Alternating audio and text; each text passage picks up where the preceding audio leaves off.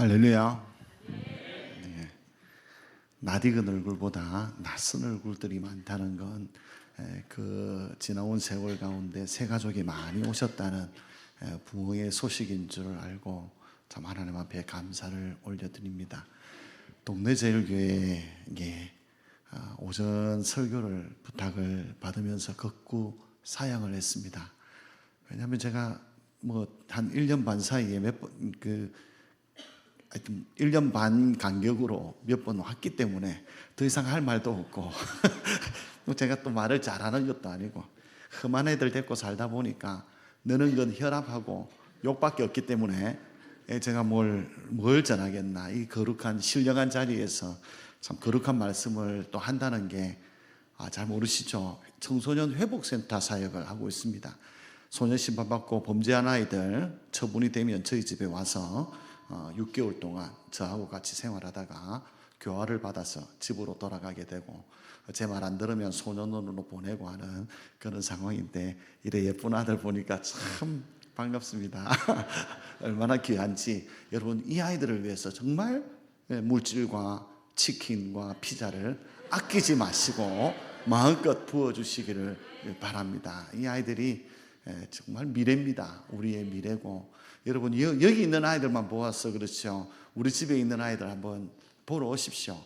온몸에 그림을 그리고 저도 열받아서 뒤에 앞에 용하고 호랑이 한 마리 그리러 갔다가 너무 비싸가지고 고통이 심하답니다. 그래서 제가 참을 수 없는 고통 때문에 사양을 하고 왔습니다만은 94년도 5년도 제 기억으로는 한 26살 때 동네 제일교회 출석을 시작하고 대학 청년부 간사로 있다가 97년도에 중동부 전도사가 돼가지고 99년도까지 사역을 하고 또 이렇게 많은 세월 동안 한 25년 부교육자 생활만 하다가 나이 50대 가지고 개척을 시작하고 이렇게 다시 또 동네 제일교회 오전 예배는 또 처음인 것 같아요. 그래서 오전 1부, 2부 예배를 말씀으로 섬기게 되었습니다. 그런 의미에서 제 마음이 어떤가 하면 목사님 보고 극구 사양했던 건 우리가 남이가 뭘 또 저한테 그냥 보면 되지 하는 마음이 들었습니다. 그런 의미에서 우리 옆에 분과 한번 인사 나눌까요? 우리가 남이가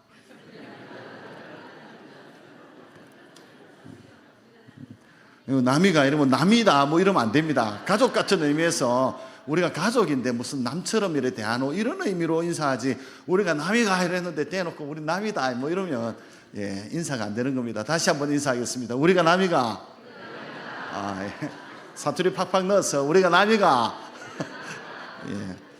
그때 우리를 이끌어 주셨던 큰형님이 지금도 큰형님하고 계시네. 우리 조대근 장로님께서 수장로님하고 계신데 그때 동생들 거느리고 족구하고 축구하고 이러면서 막 데려다주고 방패막이가 되어주셨어요. 간식도 사주시고 만난 거 많이 사주셨는데 지금은 그 사주신 게 스스로 다 받아들여서 그런가 많이 풍성해지셔가지고 칸에 계셔서 얼마나 반가운지. 그리고 참 그때 베푸신 사랑 아직도 기억하는데 그때 동갑내기로 같이 족구하고 축구했던 친구들이 저 뒤에 2층에 앉아가지고 내가 내려오라고 손짓을 해도 안 내려오고, 참 그때나 지금이나 뺀질거리는 사람은 여전히 뺀질거리고 있고 앞장서서 찬양으로 봉사하고 섬기는 분은 그때도 앞장서고 계셨는데 지금도 변함없이 앞장서서 해주시니까 참 감사를 드립니다. 본문으로 돌아가서 하나님께서 우리에게 솔로몬에게 물었던 질문처럼 질문하신다면 우리는 뭐라고 답할까 하는 생각을 해보았습니다. 하나님께서 솔로몬에게 내가 내게 무엇을 줄고 너는 구하라 말씀하셨습니다. 여러분, 이 질문에 하나님께서 오늘 여러분의 꿈속에 나타나셔서 물으신다면 뭐라고 답하고 싶으십니까?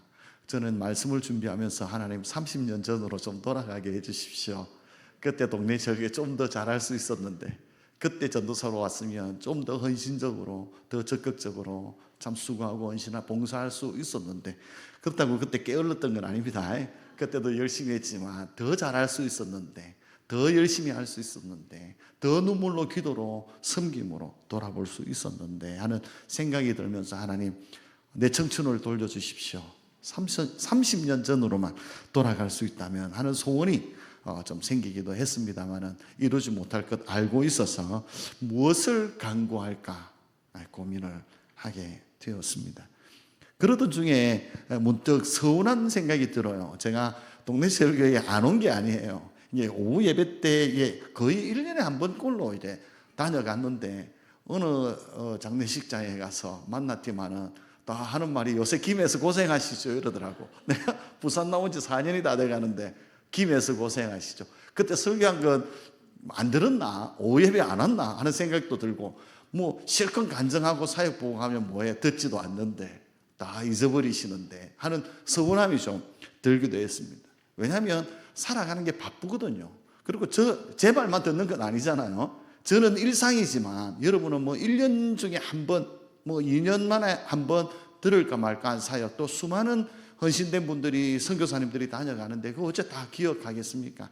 물론 이해합니다. 이해하면서도 조금씩 한편으로는 기도는 하시는데 아직도 김에 계신 줄 알고 기도하시는 분들 저 만덕에 살고 있습니다. 그래 만덕으로 기억해 주시고 만덕에서 하는 사역들 오후 예배 때 좀 더 구체적으로 설명할 거니까 어디 가지 마시고 오후에 꼭 오십시오. 가끔 제가 남교회 섬길 때 광고를 그렇게 합니다. 오전 예배 왔다가 오후 예배 안 오시는 분들 뒷조사 한 번씩 해야 됩니다. 왜냐하면 신천지는 오후 예배에 대예배로 생각하고 모이거든요. 그분들이 오전에 파송했다가 텃밭에 파송했다가 오전에 다 모여가 사역 보고 하는 게 신천지의 특징이랍니다. 그래서 가만히 보시고 오전에 잘 오시는데 오후에 정말 안 오시는 분들 한번 점검을 좀 조회를 한번 해보시는 것도 필요할 것 같습니다. 사람들은 자기 필요한 얘기만 주로 들으시는 것 같아요. 듣고 싶은 얘기만 듣는다는 얘기입니다. 혹시 나에게도 그런 습관이 있지 않는가 한번 돌아보는 시간이 되었으면 좋겠습니다. 똑같이 앉아서 똑같은 장소에서 똑같이 목사님이 주보 광고를 하는데 보고 듣기도 하고 읽기도 하고 스크린을 통해서 보기도 하고 말을 통해서 듣기도 하는데 꼭 보면 내일 아침 되면 딴소리 합니다. 나는 그걸 들은 적이 없다. 언제 그런 광고했노? 나는 모르는 얘기다. 이러고는 오리발을 내미시는 분들이 많은 것 같습니다. 필요한 얘기만 듣기 때문에 그런 것이 아닐까 생각되어집니다. TV 드라마도 금쪽 같은 내 새끼를 이렇게 한 번씩 얼핏 봅니다. 왜냐하면 걔들이 커서 우리 집에 오기 때문에.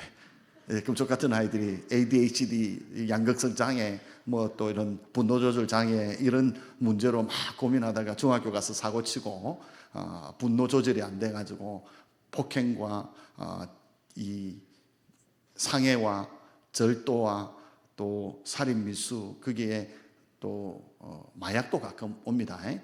마약도 오고 뭐 이런 어떤 사건 사고를 치고 한 건 한다고 오는 게 아니고 어떤 애들은 37건 저지르고 왔던 애들도 있고요. 뭐 그런 아이들 데리고 이제 살고 있습니다. 그러니까 제가 욕만 늘고 혈압만 올라가는 거죠. 그런 애들이 이제 오기도 합니다. 금쪽 같은 내 새끼를 보면 제가 보면서 느끼는 게 뭔가 하면 참 많은 얘기를 하고 있구나. 금쪽이는 금쪽이대로 얘기를 합니다. 말이 안 되면 행동으로 하고 문제의 행동으로 드러내고 있습니다. 그런데 그 금쪽이 얘기를 들어주는 사람이 없어요. 금쪽이가 하는 말에 주목하고 금쪽이가 하는 행동에 주목하지를 않아요. 엄마는 엄마대로 힘들다고 얘기를 합니다. 아빠는 아빠대로 힘들다는 얘기를 합니다. 내가 어떻게 해야 될지 모르겠다는 얘기를 합니다. 결국은 말하는 사람은 있는데 들어주는 사람이 없습니다. 요즘은 폭삭소가수다에 또 이제 올인해가지고 보시는 분들이 많습니다. 이건 정주행을 하셔야 되는데 제가 정주행을 못하고 짤방으로 이제 몇 카트를 이렇게 보면서 이게 봤습니다. 근데 유튜브로 잠시 나오는 그 짤방을 봐도 한 카트 한 카트마다 이게 눈물이 없이 볼 수가 없더라고요. 이 도대체 드라마를 어떻게 잘 만들었길래 온 국민이 여기에 빠져들었을까? 저는 참 신혼 초에 새빵살이 할 때 배불러가지고 아유가 배불러가지고 쌀독에 쌀이 다 떨어져 가는 걸 보고 잤는데 그 다음날 보니까 3인분 쌀이 또 채워져 있고 또 자고 있났더니 또 채워져 있고 또 채워져 있고 있는 걸 보면서 주인 할머니가 힘도 없고 없지만 그래도 임신한 아이를 어떻게 굶기냐고 이러고는 말없이 아주 투박한 말로 던지면서 쌀떡에 쌀을 채워놓고 몰래 채워놓는 걸 이렇게 보면서 참 눈물이 나더라고요. 이게 저 모습이 내 참 얼마 전의 모습인데 개척교회 하러 가서 정말 살이 떨어지고 생활비가 떨어졌을 때 이 부어주시는 하나님의 은혜, 특별히 동네 제일교회 우리 권사님 집사님들을 통해서 채워주시는 놀라운 은혜를 경험하고 살았거든요. 물론 살기 위해서 아둥바둥 몸부림도 많이 쳤습니다. 전에도 말씀드린 바 5톤 트럭, 화물 트럭도 운전도 해보고요. 외국인 노동자들과 같이 선반 프레스 용접 해보고요. 심지어 야간 대리 운전까지 하면서 먹고 살기 위해서 아둥바둥 거리기도 해 보았습니다. 그런데 내가 아무리 벌려고 했어도 하나님께서 채워주시는 그 은혜에 감당이 안 되더라고요. 그래서 나는 내가 먹고 살기 위해서 사는 것보다 하나님이 나를 먹여주시니 나는 하나님의 일을 해야 되겠다라는 결심, 당연한 일이지만 그때 그런 굳은 결심을 하고 이 사역에 매진을 하게 되었습니다. 그리고 개척 4년 코로나를 거치고 청소년 회복센터의 일을 만나서 그 일에 올인하고 있는 과정에 있습니다.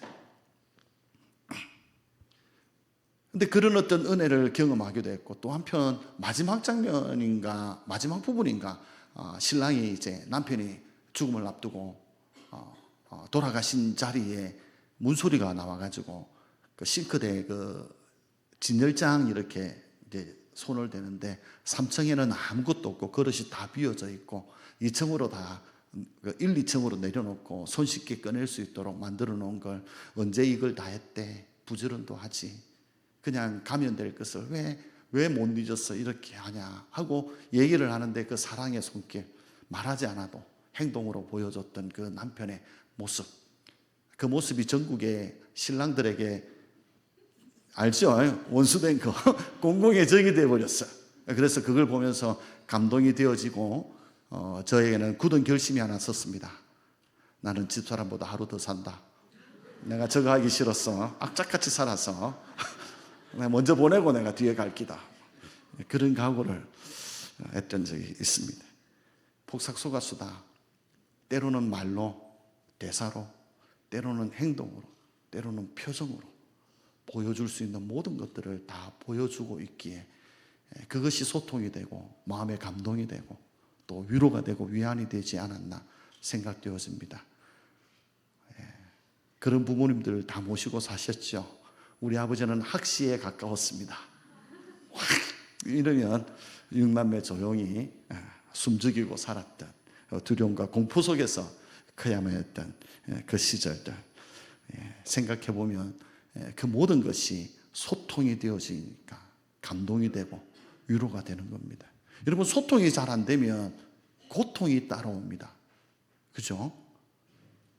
신체 중에 건강을 논할 때 이게 가장 중요한 게 뭔지 아십니까? 모든 의학 박사들이 모여서 한마디로 정의한 가장 중요한 건 피입니다. 피가 깨끗하고 피가 맑으면 피가 건강하면 온몸이 건강하답니다. 그래서 혈액순환이 잘 되는 건 건강하다는 얘기죠. 근데 이게 순환이 잘 안 되면 어딘가 막히게 되고 염증이 생기고 병이 크가기 시작한다는 겁니다. 몸도 마찬가지, 사람과의 그 관계도 마찬가지. 이게 소통이 잘 돼야 됩니다. 서로 딴소리하고 있으면 참 그것보다 고통스러운 생활이 없지요. 실컷 얘기했는데 안 듣고. 물론 우리 집사람도 저하고 소통하려고 30년간 애쓰다가 힘들었어. 요즘 범죄소년들 데리고 살고 있으면서 하는 얘기가 있습니다. 내가 당신하고도 30년 살았는데 이 아들 그다음 문의는 거야. 뭐가 문제겠나 하고 살고 있습니다.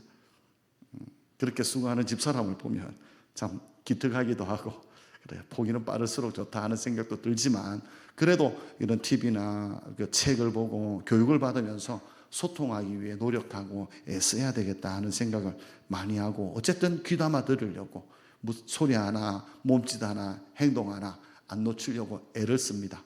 왜냐하면 2, 3년 지나면 저를 버리고 어디 갈까 봐 무서워서 지금 잘 연습해야 되지 않나 생각되어집니다. 오늘 본문은 특별히 잘 들었던, 듣기를 즐겨했던 왕을 소개하고 있습니다. 하나님 앞에 왕이 되고 이스라엘을 다스리는 왕으로 즉위한 다음에 제일 먼저 한 일이 기브온 산당에 올라가서 일천번제를 드립니다. 하나님 앞에 일천번제를 다 드리고 나니까 너무 지치고 힘들어서 깊은 잠이 들었나 봅니다. 그 잠 속에서 하나님께서 나타나셔서 소원을 묻습니다. 내가 내게 무엇을 줄고 너는 구하라. 구함에 있어서 조건을 몇 가지 이야기합니다. 내 아버지가 다윗 왕입니다. 두 번째로 나는 작은 아이입니다. 세 번째로 큰 백성, 이스라엘 백성의 수가 많습니다. 그래서 나는 이게 필요합니다 라고 말을 하죠. 내 아버지가 다윗 왕이다. 내 전임자가 다윗 왕입니다. 그는 광야에서부터 출발해가지고 그냥 그 수금 타는 자로, 그리고 장수로 맹위를 떨쳤던, 그가 죽인 자는 만만이라 라는 칭송까지 받으면서 전장을 누비며 쌓았던 공적이 많은 왕입니다. 그가 하나님 앞에 기름 부음을 받고 임금이 되어서 정말 하나님 마음에 합한 자라고 칭송받으면서 그의 왕좌를 유지해 갔던 임금이 다윗이었습니다. 여러분, 그 뒤에 왕이 되면 편할 것 같지요? 이미 전성기는 끝났습니다. 다윗 왕 때가 전성기였기 때문에 그보다 더 뛰어난 전성기가 오질 못해요. 그런 그 후임의 부담감, 원래 우리끼리 하는 목사님들끼리 하는 그 후임 목사님이 출중한 데는 가지 마라 그래요. 그게 거의 무덤과 같은 곳이기 때문에 그 신들매도 감당하기 힘들거든요. 그 뒤에 따라가기나 후각이나 감당하기 부담스러워요. 그런 점에서 솔로몬이 얼마나 큰 부담을 가졌겠습니까? 다윗 왕 뒤에 다윗 왕 같은 지략과 책략과 리더십과 통치력과 이런 어떤 영광을 따라가지 못하겠거든. 그건 엄청난 부담입니다. 또 한 가지는 나는 작은 아이라. 그 당시 20살 정도로 신학자들이 이야기를 하고 있습니다. 나이 20살에 네가 뭘 알겠노? 밑으로 동생이 있는 게 아니고 위로 형들만 다 있습니다. 위로 왕자들만 다 있습니다. 전부 다 왕이 되고 싶어서 왕자인 그 형들을 다 물리치고 지가 왕이 되었는데 그게 안 부담스럽겠습니까? 언제 독사를 당할지, 언제 어떻게 될지를 모르는 그런 상황 속에 있는 사람이 솔로몬이었습니다. 또 한 가지, 큰 백성이라 수가 많다라고 얘기합니다. 보는 눈이 많다는 거죠. 저희들끼리도 그런 얘기합니다. 100명 교인이 있는 교회를 담임하면 100명 눈치 봐야 되고, 500명 교회에 가면 500명 눈치 봐야 되고, 1000명이면 1000명 교회 눈치 보면서 목회를 해야 되는데 참 쉽지 않다라고들 합니다. 그래서 저는 어쩌면 회복센터 하는지 몰라요. 걔들이 내 눈치 보거든. 번외 얘기지만 목사님들이 머리가 빠지든지 새든지 해요. 저희들도 이제 한 3년 지나야, 2년 뒤면 이제 나이 60 되는데 다 담임하고 계시니까 어떤 친구는 노회장, 총회 임원도 하지만 이 보면 다 이래 헐빈해요. 그리고 세기도 하고. 그래서 누군가 연구를 해서 발표를 했는데 머리 빠진 목회자들은, 헐빈한 목회자들은 그 교회 권사님들이 애를 미는 권사님이 한두 분 계시대. 머리 새는 목사는 장로님이 애를 민대. 그러지 마시기 바랍니다. 저는 염색한 머리 아니거든요. 우리 아들이 다 빠져요, 머리가. 중고등학생들이 탈모가 오고 막 머리 새친하고 이런 애들. 내가 큰 소리 치니까, 내가 욕하고 내가 뭐라 하니까 애들이 머리 빠지고 막 머리까지 뜯고 머리 새고 그래요. 얼마나 편한지 몰라요. 그런 점에서는 그냥 눈치 볼 것도 없어. 내 집이니까 너가 요 와 이러고는 막 불러도 앉혀놓고 막 뭐라 합니다. 그래서 참 욕이 늘고 혈압이 올라가지만 그래도 신나는 목회 생활을 하고 있습니다. 그런 상황 속에 솔로몬이 간구하는 한 가지,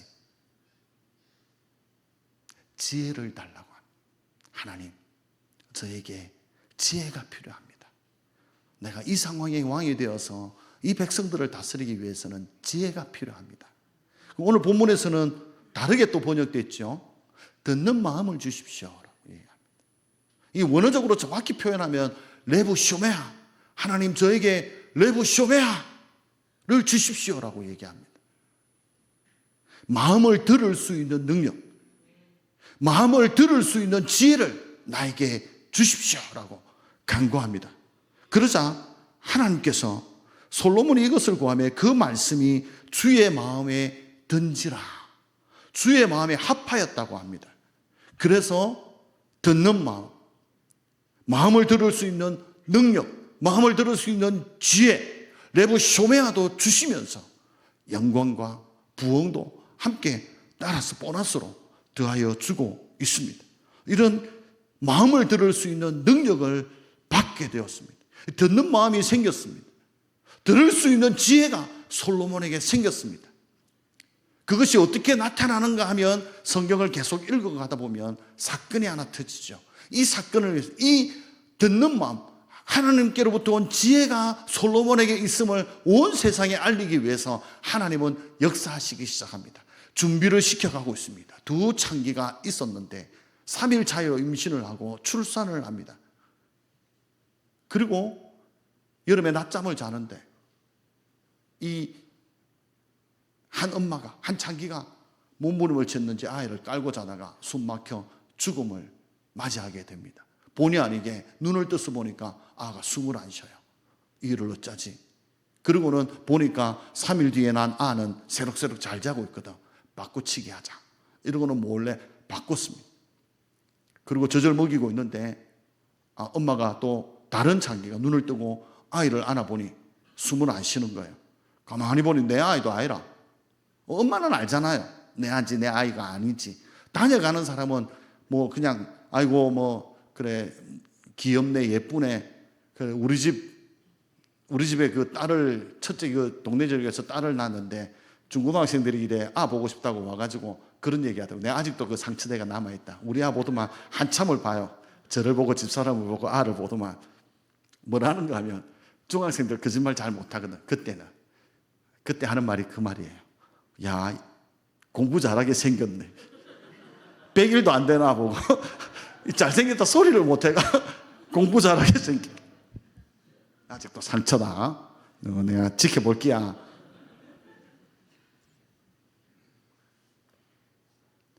알잖아요. 엄마는 알잖아요.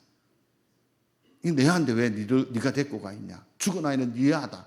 이게 네 끼고 저기 내 끼다. 이러고는 막 싸우는 거예요. 머리 깔치 뜯고 싸우다 보니까 이게 해결이 안 되는 겁니다. 그럴 때 10부장을 찾아가게 돼 있어요. 10부장에게 가서 이 문제를 해결해 주십시오. 해결이 안 돼요. 50부장, 100부장, 1000부장, 10,000부장 다 찾아다녀도 안 돼요. 요즘 들면 동장에게 가고 구청장에게 가고 시청에 가고 법원에 가고 뭐 항소회가 올라가고 대법원까지 올라갔는데 대법원에서도 안 돼. 그럴 때는 이제 왕 앞에 가는 거예요.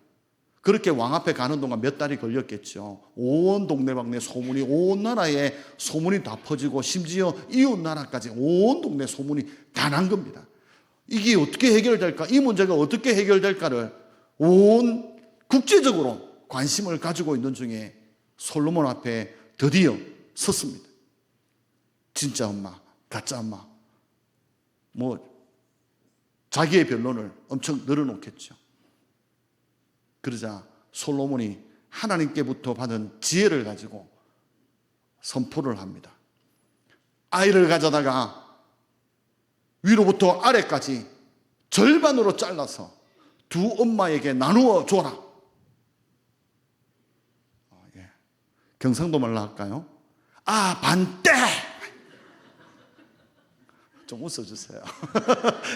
옛날 개그지만 아를 반으로 딱 잘라라. 반대! 뭐 이러니까 반응이 나옵니다. 이게 웃을 일은 아니죠. 아를 반대라는데 가짜 엄마가 그래! 나도 못 가지고 니도 못 가질까? 잘라라 잘라. 반씩 나누면 될까 해가.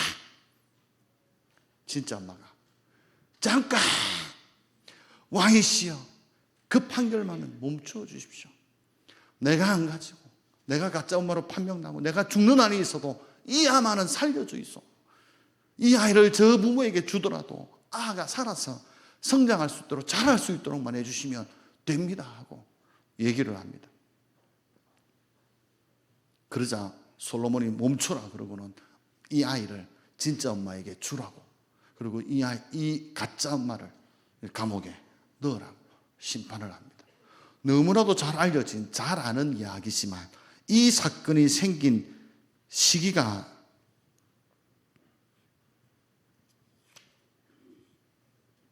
언젠가 하면 BC 970년에서 931년 사이에 솔로몬이 다스림을 했다고 한다면 우리나라 청동기 문화가 확산되고 고조선이 형성될 시기쯤이라고 보시면 됩니다. BC 1000년 전입니다. 거의 900년 전.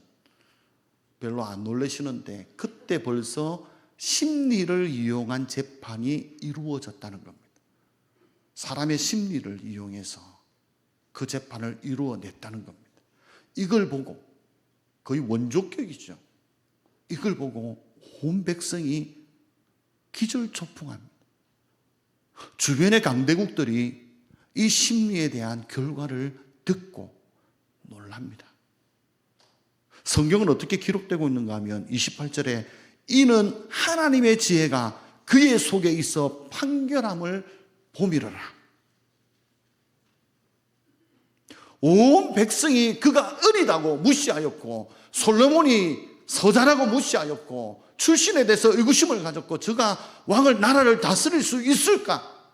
주변 강대국들이 이스라엘을 집어삼키기 위해서 저 왕이 약하니까 언제 내란이 터지고 왕자의 난이 일어나고 언제 어떤 일이 벌어질지 모르니까 라고 주목하여 있다가 솔로몬 왕에게 하나님의 지혜가 있음을 보고, 하나님의 지혜가 그 속에 있음을 보고 두려워 떨기 시작합니다.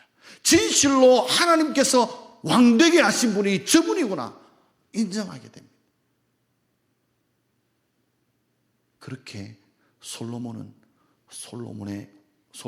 왕으로서 왕의 길을 걷기 시작합니다.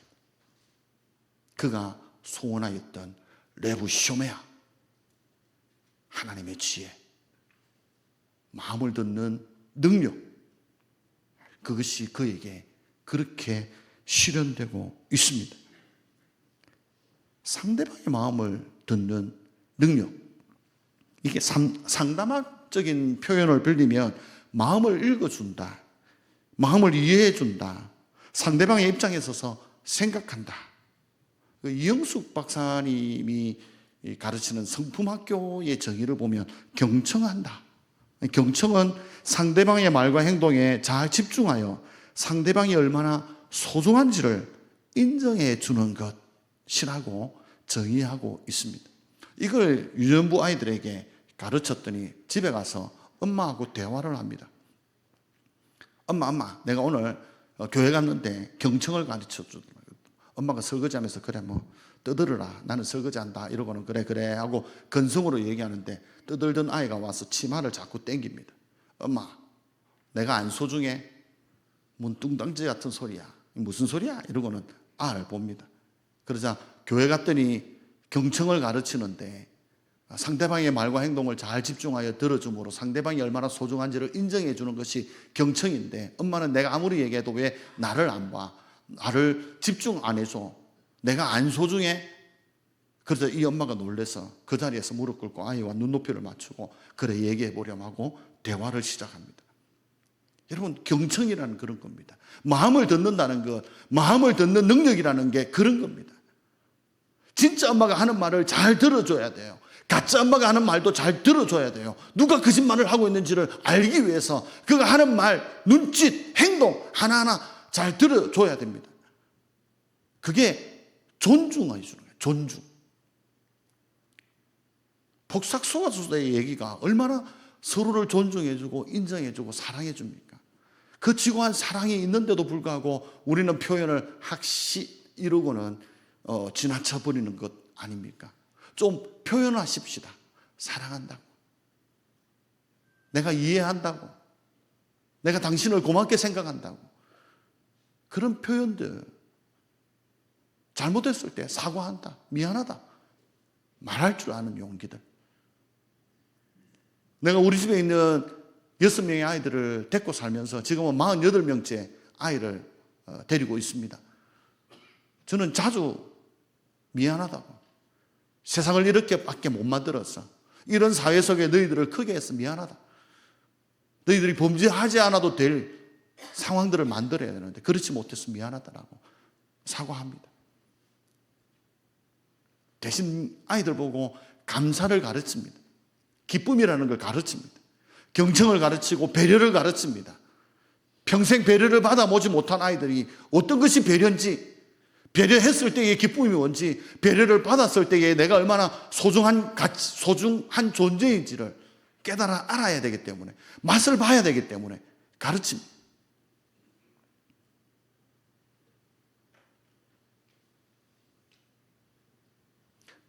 상대방의 마음을 알아줄 때에 내 마음의 문제도 해결되어지고 위로를 받을 수 있기 때문입니다.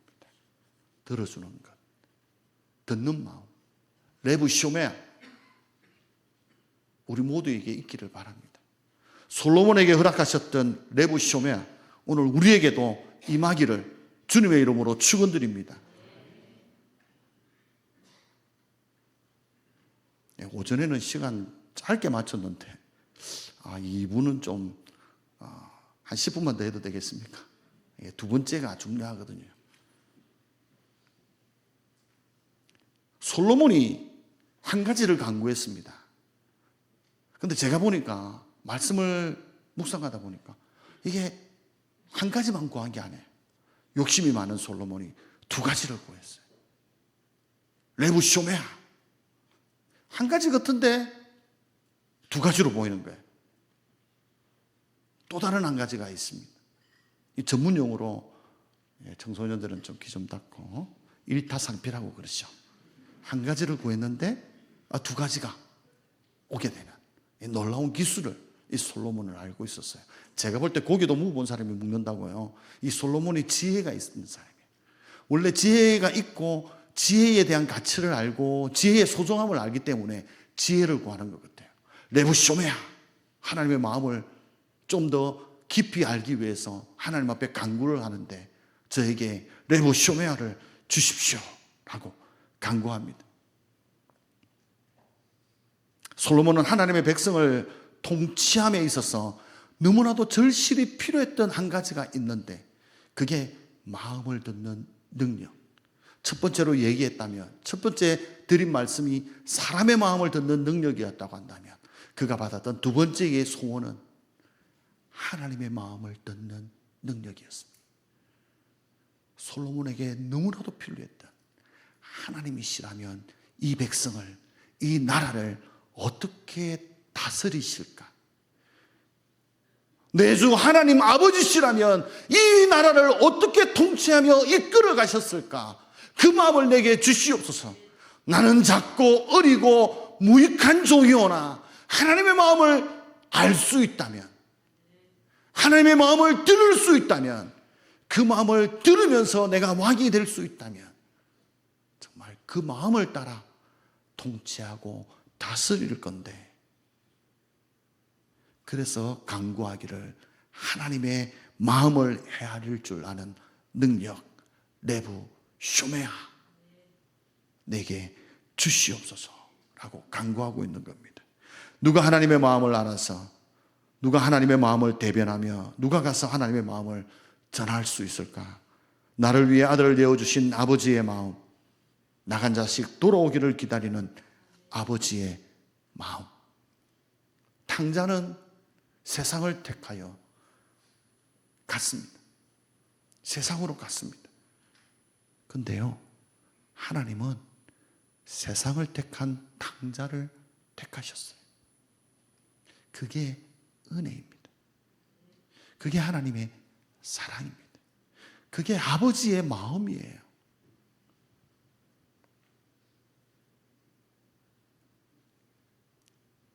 저도 한 번씩 들었던 얘기가, 니도 커서 니 같은 아 낳아봐라. 니 같은 아 키워봐라. 그래야 부모 마음 알기다. 낳아보니까 알겠대. 조금은 알겠대. 근데 다 키우고 나니까 더 알 수가 없어서 좀 더 알고 싶어서 보호소년들을 데리고 살다 보니까 좀 더 알겠대. 좀 더 깊이 알게 되었어요.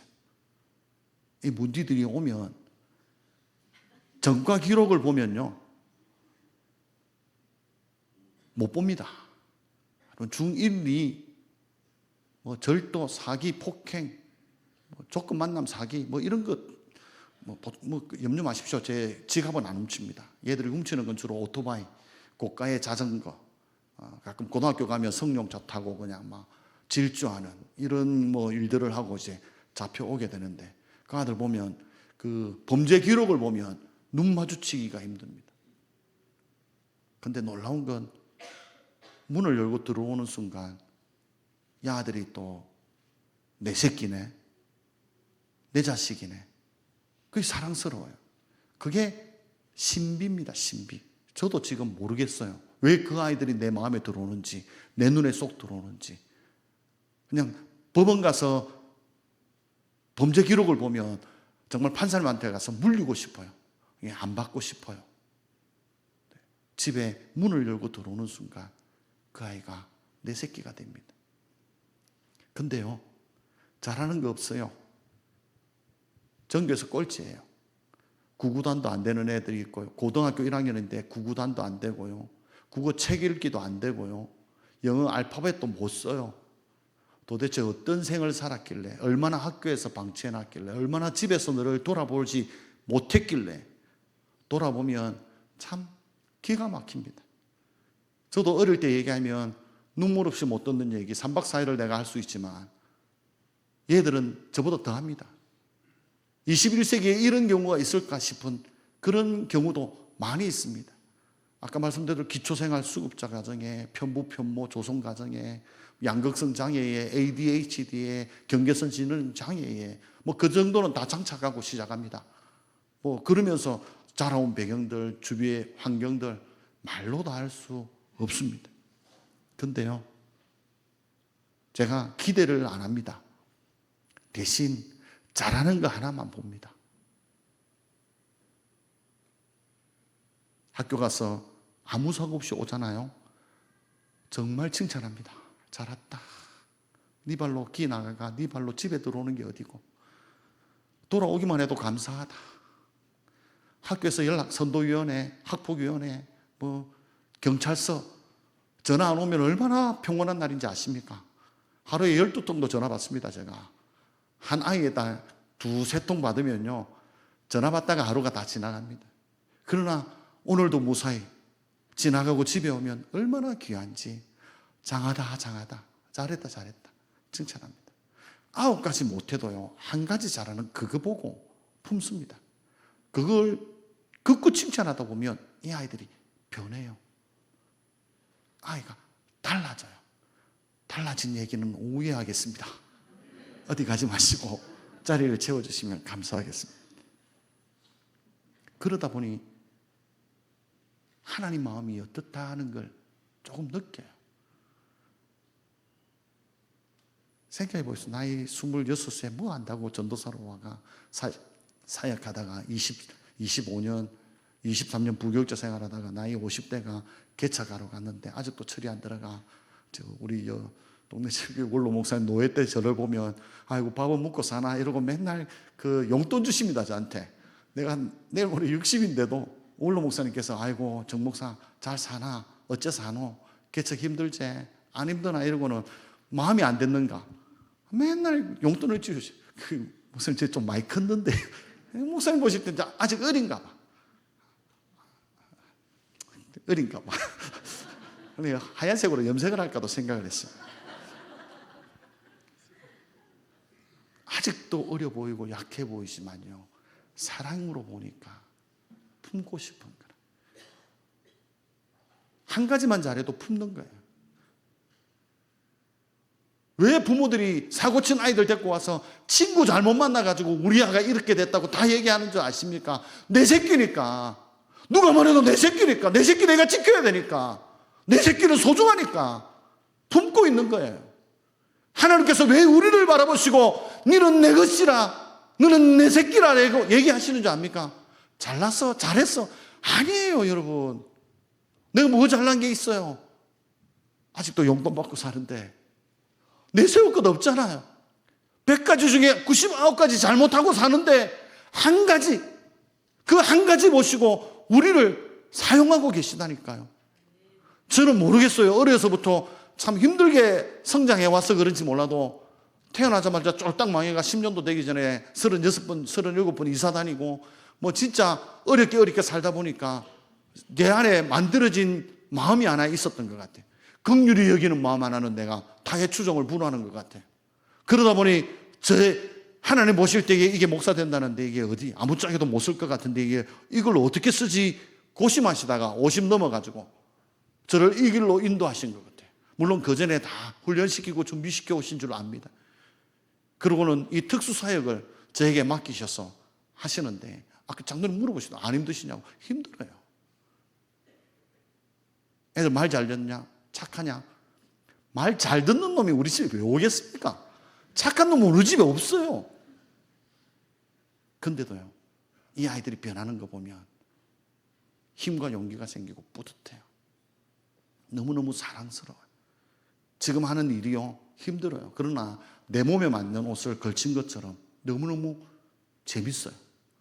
제가 부교육자 할 때도 이렇게 열심히 안 쫓아다니는데 지금 과로사하기 직전으로 아주 열심으로 신바람 나게, 야, 이렇게 죽으면 순교하겠네 이러고는 막 신바람 나게 쫓아다녀요. 법원으로, 소년원으로, 경찰서로, 학교로. 나 너무너무 재밌어요. 이게 체질인가 봐. 근데도요, 이 아이들 보면서 느끼는 마음, 하나님의 마음. 100가지 다 못해도 잘하는 한 가지.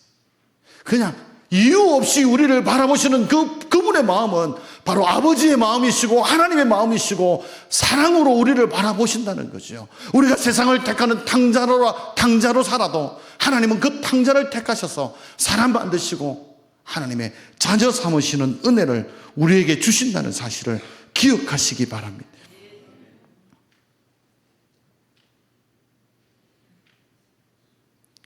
마무리로 시 한 편 읽고 마치겠습니다.